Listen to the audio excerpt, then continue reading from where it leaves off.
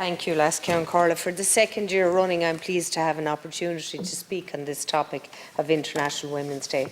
In my speech last year, I spoke primarily about the positive strides which have been made over the last few decades with regard to women in politics, women in education and women in sport, but whilst at the same time highlighting a number of areas which need further attention. I spoke last year about carers and the fact that a large number of carers are women. The programme for government committed to a pension solution for carers, and I had hoped that in the intervening 12 months that we would have a pension solution in place. It's disappointing that we do not as yet have a pension system in place. It would provide a level of security in latter years for thousands of people who have given of themselves so selflessly by dedicating themselves to the care of others. People who are unable to build up the usual numbers of PRSI credits to qualify for a pension in the usual manner deserve some flexibility. I also mentioned last year about the fabulous female sports people we have, and in the past 12 months since then we've had further wonderful achievements for Ireland's female sports stars. Kelly Harrington's performance in Tokyo has cemented her place amongst Ireland's sporting greats. Rachel Blackmore scaled new heights for being the leading jockey at Cheltenham Festival before becoming the first female jockey to win the Grand National only a few weeks later.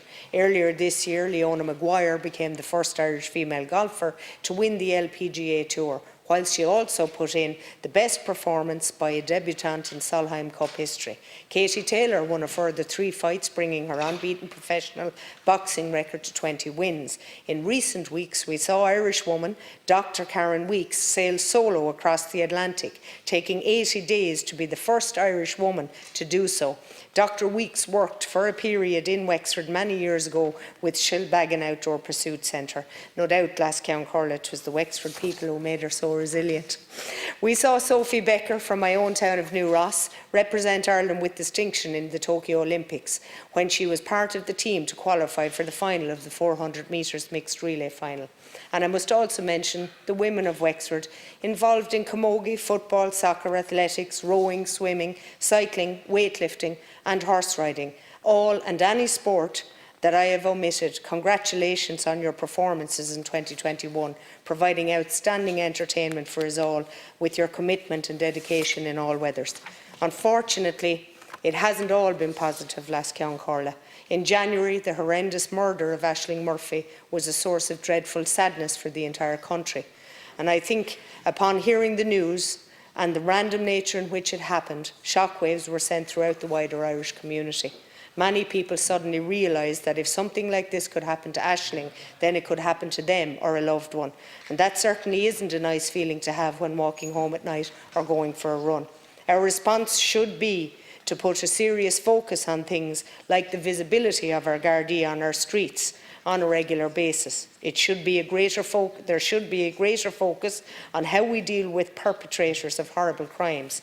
Unfortunately, there are too many examples of where the justice system simply has not been given criminals proper sentences for serious crimes. Some of the sentences currently being handed down for serious offences, such as assaults on women, rape and other violence, are recognisably soft. Soft sentencing means that dangerous criminals are free as we speak, when they should be behind bars. We can have all the hashtags and social media campaigns we like, but we need to toughen up when dealing with serious criminals. Another area that requires serious attention is the provision of women's refuge. There must be practical, helpful and positive steps ensuring every county in Ireland has refuge provision available for those women and children who need it.